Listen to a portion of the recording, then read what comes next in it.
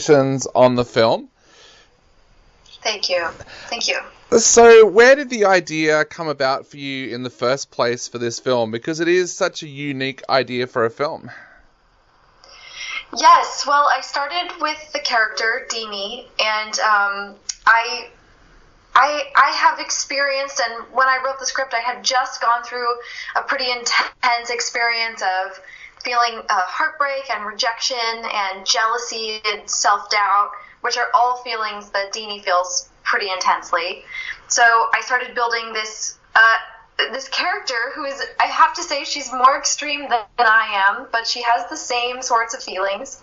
And using our limited locations, I kind of pieced together a story that I thought would be the most interesting and fun to watch. So that's how the idea developed. Okay, and when did you know that you were going to play Deany? Was that always in the back of your mind that you would play this character, or was there times when you thought that you would have to cast someone to play that role?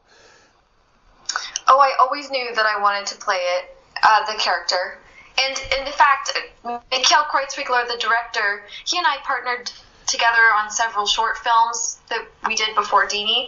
And in each case, he was directing and I was writing and acting. So it was not a big change from what we had been doing before. Yeah. He wasn't surprised.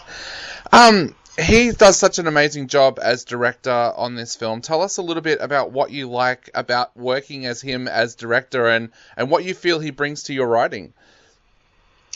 Oh, gosh. Mikhail is he's just so thoughtful about his artistry. And, there's a real, depth of sensitivity that he has, which really shines through in the movie.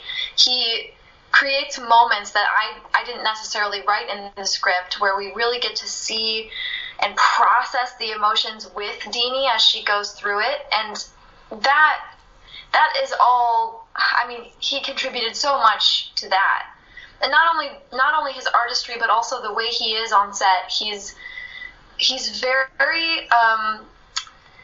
very collaborative. He knows exactly how to give an actor what they need so that they can feel comfortable and secure in doing their best job.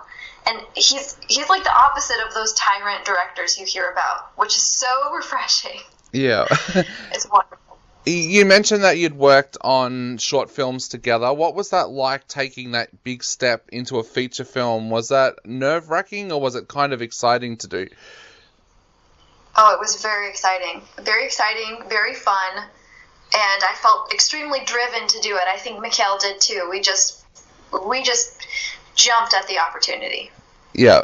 We have a lot of filmmakers who listen to this show. What would your advice be for any of those filmmakers who are thinking about taking that huge step and going into a feature after working on a few shorts? Well, my advice would be to make sure that you have good people around you, because your team will make a huge difference. If you really trust your people and you can move forward constructively, then it's going to be a much more pleasant experience than if you're working with someone that maybe you don't really get along with or see eye to eye. Definitely. So, talking of good people, you've got an amazing cast around you in this film as well. Tell us a little bit about how you went about casting the characters that are around Deany in this film. So a lot of the characters were written for actors that I know and have a lot of respect for. Since I live in LA, I run in these actor circles where a lot of these people are just booking roles on network television all the time. So I'm very fortunate to have access to these types of talents and have worked with them before.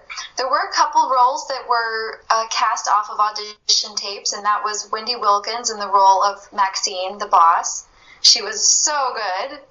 And Paul Teig, who plays Dr. Harris, and he has become one of my dear friends, and I look forward to working with him a lot more in the future. Yeah.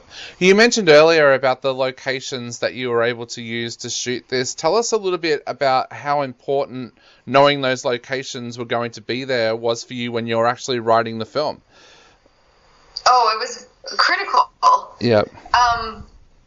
We shot on a very small shoestring budget, I would say, and knowing that we had the locations, and I had been to each of them before. Well, almost all of them. So I could picture it as I was writing the script, which is really helpful. It just kind of smooths out the entire logistical issue of, figuring out how is this scene going to happen? It doesn't match our location. That wasn't really part of the conversation because I was writing for places we already had. Yeah. So you mentioned that you filmed on a shoestring budget. Tell us a little bit about the shoot. How many days did it go for? What were the hours like on those days? Yeah. So I think we did maybe 8 to 10 hour days. I can't remember exactly, but we shot a week in January of 2017 at the house, and then we did another week in the office, and all the other pieces were kind of like, it was such a low budget thing that we didn't get to shoot sequentially, or we didn't even get to shoot in one block of time. It was like, okay, in January we did a week, in March we did a week, in April we did a weekend. It was kind of more like that. Yeah. So what were the advantages of being able to do it that way, and what were the negatives? Did it help a little bit through character, being able to go away and think about different scenes before you went and filmed them and have a bit more preparation? Or what were those advantages and disadvantages of filming that way? Well, the advantage was that we weren't as much under the gun as one can be when you have 3 weeks to shoot, and if you don't get it done, then you're just totally screwed. We didn't really have that, so there was a little more space around being able to make creative choices, and that is true of of every aspect, including acting choices and directing choices. I imagine, I don't want to speak for Mikhail, but of course the drawback is that you have a week on set and everyone's charged up and excited about the project, but then if it's like a couple months go by and you're like, hey guys, we're gonna do it again, and they've all moved on with their lives, but you gotta wrangle them back in, that just keeping up the energy is a challenge. We were able to do it, but that was definitely a drawback of doing things the way we did. Yeah.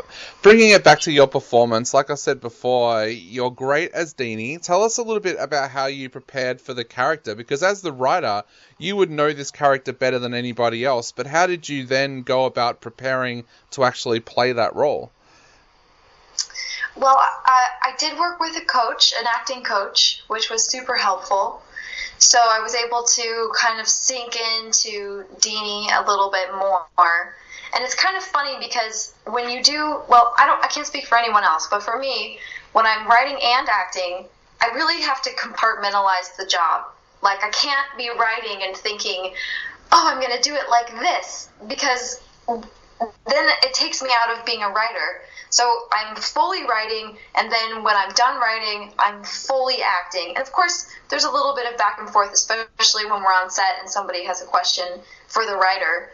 But I think it's really important to not really blur those two things together so you can do a good job at both. Yeah, I've been through that experience before where I've acted in theatre productions that I've written, but then another director has come on board and worked with me. How do you find those moments where Mikhail is saying something about the character that you didn't kind of see when you were writing the character? Do you take that moment to sit down and talk with him about it, or how do you actually go through those moments? Yeah, see, he's so open-minded that he's really open to that kind of conversation, which is really great. So if he were to say something that I don't agree with, I would say, hey, let's talk through this. And sometimes we would end up actually going his direction, and sometimes he would be like, oh, Allison, you're right. Okay, let's go back this direction. But like I said, it was very collaborative, and we had a lot of space to have those kinds of conversations, which is so great. Yeah. You mentioned before that there's a little bit of Deany in you, but she is a little bit more extreme. Were any of the other characters written about your friends as well? No, I wouldn't say that I wrote them about somebody, but, everybody has a little bit of an essence of something. So if you're writing a character for somebody, you kind of think about that essence and bring it out even more and make it more extreme for entertainment value. So I guess yes, in a certain way. The film has done so well. It's gone on to festivals as well and even won an award at the Utah Film Festival. Tell us a little bit about what that's been like taking this film onto the festival circuit. Oh, it's been so much fun. It was really busy there for about a year. We were just going to festival after festival, and it's so gratifying to sit in the... I always like to sit in the back of the theater and kind of like hide a little bit, because I don't want people to know that I'm there when they watch the movie, because I want to hear their genuine reaction. I don't want them to be like, oh, she's here, I want to laugh so that she hears me laugh. But it's so gratifying to hear people having a response to something that you wrote and acted in. So just all I can say is so fun. Definitely. Well, the film is out there on streaming services now for people here in Australia to watch. What would you like to say to people out there before they sit down to watch this film? Because we're all still in lockdown, so there's plenty of opportunities to watch it. So what would you like to say to people out there before they watch it? I definitely want to say, don't forget that it's a comedy. Sometimes it gets a little dark, but please, go in with an open mind and be ready to just watch some people get into very awkward situations and hopefully feel some tenderness and some levity, even through the darkness. Definitely. Well, Allison, thank you so much for chatting to us today. It's been an absolute pleasure, and again, congratulations on such a fantastic film. Oh, thank you so much, and thank you for having me. I really appreciate it. Not a problem. Thanks so much for chatting, and hopefully we get to talk again in the future. Yeah, I would love that. Definitely. Okay, thank you. Have a great day. You too. Bye. Bye.